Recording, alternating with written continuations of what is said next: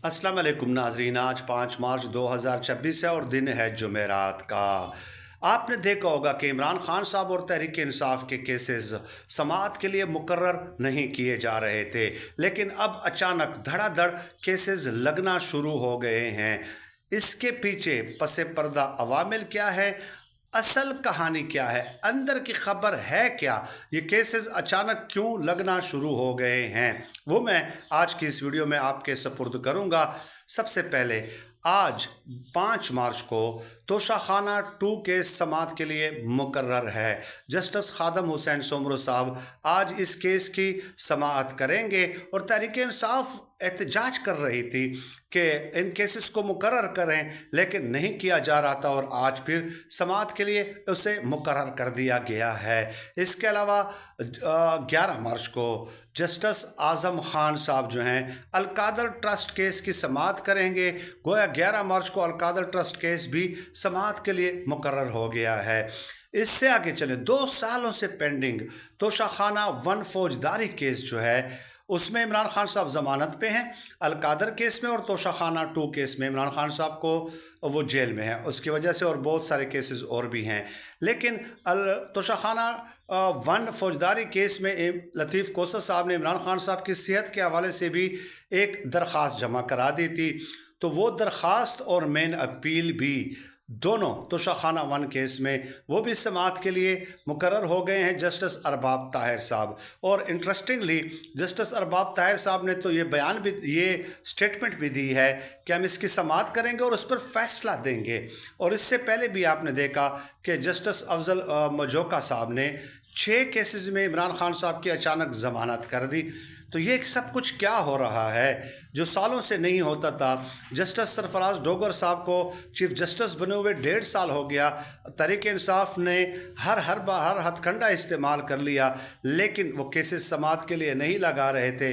अब अचानक धड़ाधड़ केसेस लगना शुरू हो गए हैं। तो इसकी वजह क्या इमरान खान साहब से डील हो रही है? क्या इमरान खान साहब बाहर आ रहे हैं?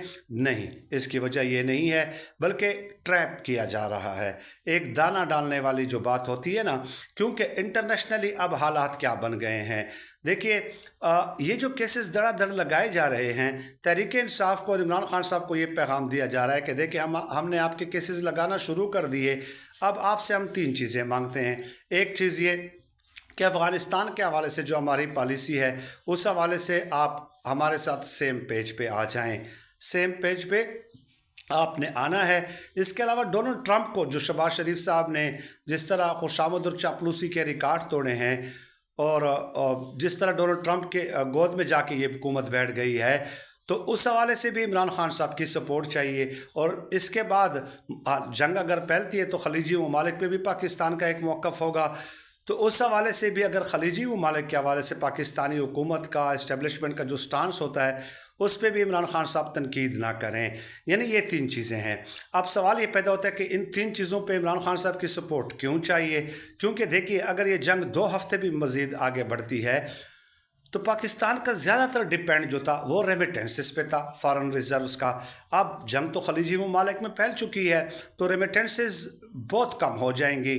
और फिर इसके बाद आपने देखा कि अब 15 दिनों से पहले ही पेट्रोल की कीमतें बढ़ना शुरू हो गई हैं।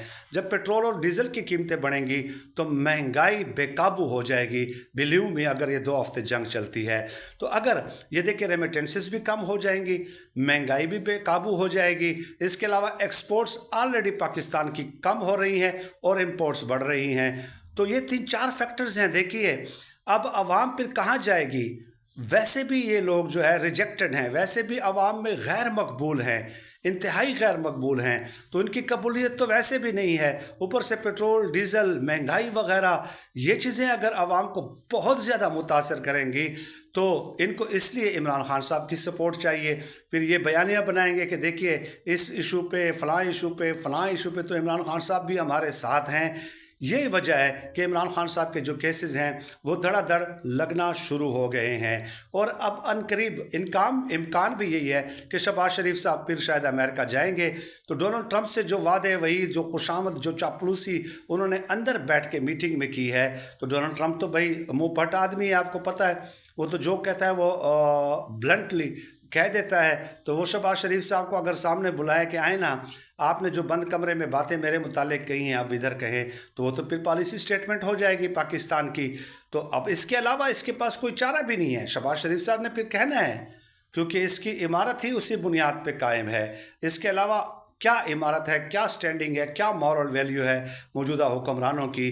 तो यही वजह है, जो मेरी अंडरस्टैंडिंग है, जो मेरी असेसमेंट है, वो मैंने आपकी खिदमत में पेश की है। आप क्या मेरी इस असेसमेंट के साथ इत्तेफाक करते हैं या नहीं, कमेंट्स में आपने अपनी राय से आगाह करना है। बहुत शुक्रिया।